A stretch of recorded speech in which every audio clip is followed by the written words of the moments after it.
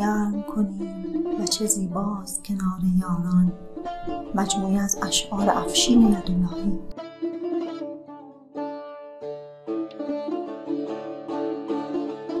نه غیر ممکن است کسی را خدای تو بر داغ قلب من بگذارد جای تو.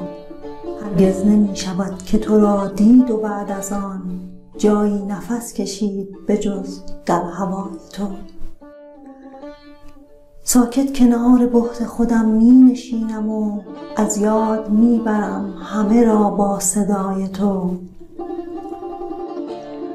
آسوده دست می کشم از هرچه ادعاست با یک نگاه ساده بی ادعای تو. با تو غزل به سادگی حرف می شود، چون بهتر است ساده بیفتم به پای تو. اصلا دلیل بودن من گفتن از تو بود تا من تو را به شعر بگویم برای تو.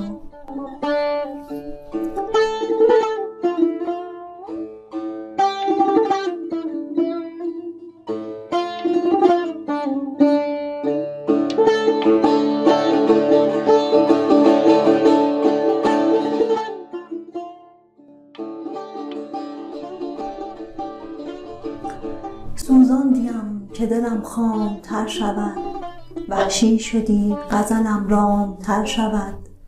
آهو برای چه باید زمان صید کاری کند که خوش اندام تر شود؟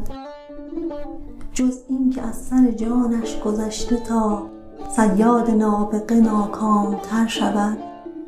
آدم برای نشستن به خاک تو باید نترسد و بدنام تر شود. چیزی نگفتی و گفتی نگویم و رفتی که قصه پر ابهام تر شود. آنقدر گریه نکردی میان بغض تا چشم اشک سرانجام تر شود. امشب کنار غزلهای من بخواب، شاید جهان تو آرام تر شود.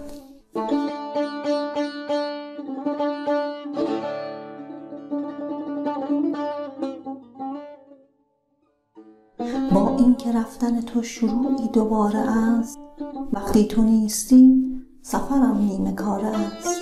رفتن اگرچه ساده و ماندن اگرچه سخت، بودن کنار فاصله ها راه چاره است.